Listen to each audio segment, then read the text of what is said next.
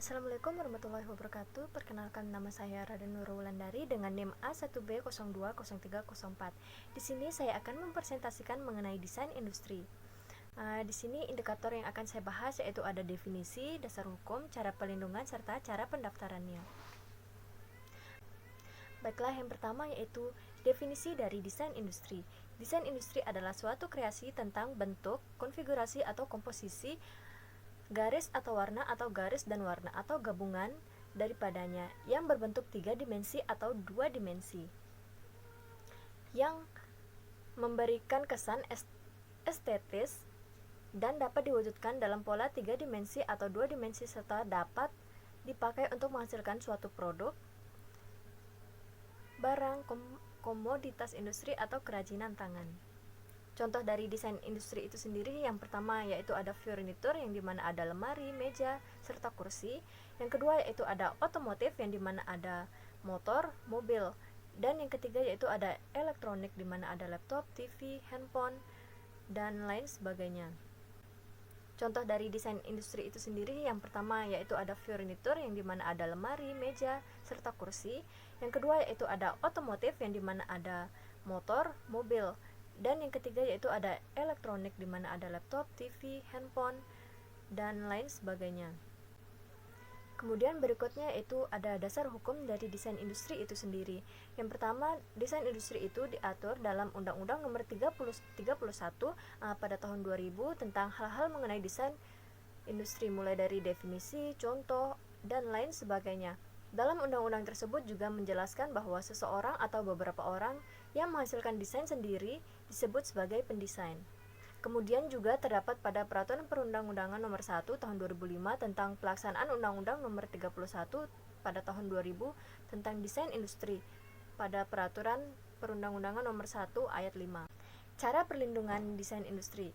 Pada lingkup desain industri yang mendapat perlindungan yaitu yang pertama, hak desain industri diberikan untuk desain industri yang baru. Yang kedua yaitu desain industri dianggap baru apabila pada tanggal penerimaan desain industri tersebut tidak sama dengan pengungkapan yang telah ada pada sebelumnya.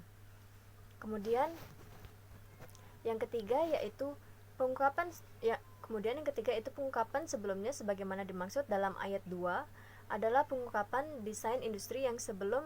Yang pertama pada tanggal penerimaannya, yang kedua yaitu tanggal prioritas apabila permohonan diajukan dengan hak prioritas, yang ketiga yaitu telah diumumkan atau digunakan di Indonesia atau di luar Indonesia.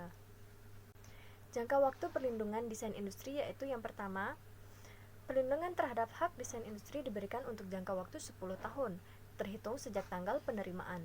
Yang kedua yaitu tanggal mulai diberlakukannya jangka waktu perlindungan sebagaimana dimaksud dalam ayat 1 dicatat dalam daftar umum desain industri dan diumumkan dalam bentuk resmi desain industri.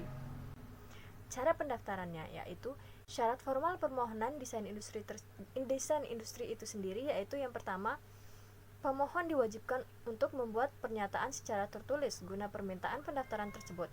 Selain itu, juga perlu menyatakan bahwa desain yang didaftarkan adalah benar miliknya serta menyertakan bukti-bukti kepemilikannya. Yang kedua yaitu melampirkan akte pendirian, badan hukum serta replika desain barang yang didaftarkan serta contohnya. Yang ketiga yaitu pemohon yang menguasakan kepada orang lain harus dengan menggunakan surat kuasa. Yang keempat yaitu membayar seluruh biaya yang diperlukan dalam rangka pendaftaran tersebut. Syarat material permohonan desain industri itu sendiri. Yang pertama ada novelty atau new or original. Orisinal sifatnya hampir sama dengan hak paten, yaitu bukan salinan, bukan perluasan dari yang sudah ada. Yang kedua yaitu mempunyai nilai praktis dan dapat diterapkan diproduksi dalam industrial applicability. Yang ketiga yaitu tidak termasuk dalam daftar pengecualian untuk mendapatkan hak desain, angan, ketertiban umum, serta kesusilaan. Yang keempat yaitu apakah pendesain atau orang yang menerima lebih lanjut hak desain tersebut berhak atau tidak atas karyanya tersebut. Baiklah, sekian yang dapat saya sampaikan, kurang lebihnya mohon maaf apabila ada kesalahan. Wabillahi taufiq wal hidayah. Wassalamualaikum warahmatullahi wabarakatuh.